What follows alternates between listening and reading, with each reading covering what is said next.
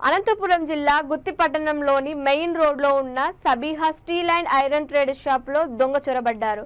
లాకర్లో ఉంచిన 33,000 నగదు, సెల్ ఫోన్ అపహరించాడు.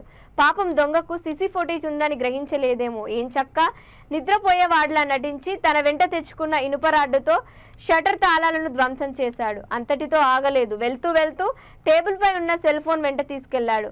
ఉదయం షాప్కు వచ్చిన యాజమాని మైను షాపుకు వచ్చి గమనించగా తాళాలు ఓపెన్ చేసి ఉండటంతో ఒక్కసారిగా కంగుతిన్నాడు. లాకర్లో ఉన్న డబ్బు లేకపోవడంతో చోరీ జరిగినట్లు భావించి వెంటనే పోలీసులకు సమాచారం అందించాడు. విషయం తెలుసుకున్న గుత్తి పోలీసులు సంఘటనా స్థలాన్ని పరిశీలించి సీసీ ఫుటేజ్ ఆధారంగా కేసు దర్యాప్తు చేపట్టారు.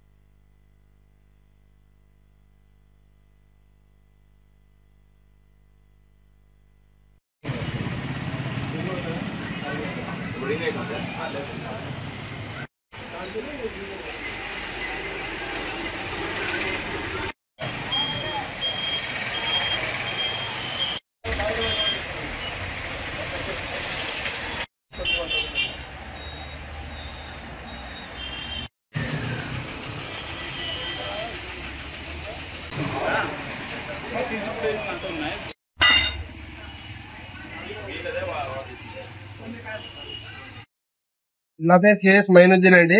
మాది Sabiha steels and iron traders. గత 30-35 మన షాప్ ఉంది ఇక్కడ బుకిలో. మనది హార్డ్వేర్ షాపు, సిమెంట్ మొత్తము. నిన్న రాత్రి యాజ్ యూజువల్ గా మనము షాప్ బంద్ చేసుకుని ఇంటికి వెళ్ళిపోయాము. తీరా పొద్దున వచ్చి చూశాక షాప్ బీగాలన్నీ ఓపెన్ అయి ఉన్నాయి, పగలగొట్టి ఉన్నాయి. ఏది అని తీరా ఓపెన్ చేసి చూసి అన్ని ఎక్కడ సామాన్లు అక్కడ పడిపోయి ఉన్నాయి.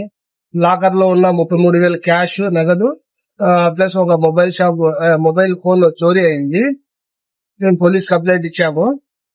సీసీటీవీ ఫుటేజ్ లో క్లియర్ గా మొత్తం కనిపిస్తుంది ఎలా దొంగతనం జరిగింది అనేది. మనం పోలీస్ కంప్లైంట్ రైజ్ చేస్తున్నాము. దీని మీద పోలీసులు మనకు ఫేవర్ చేయాలి.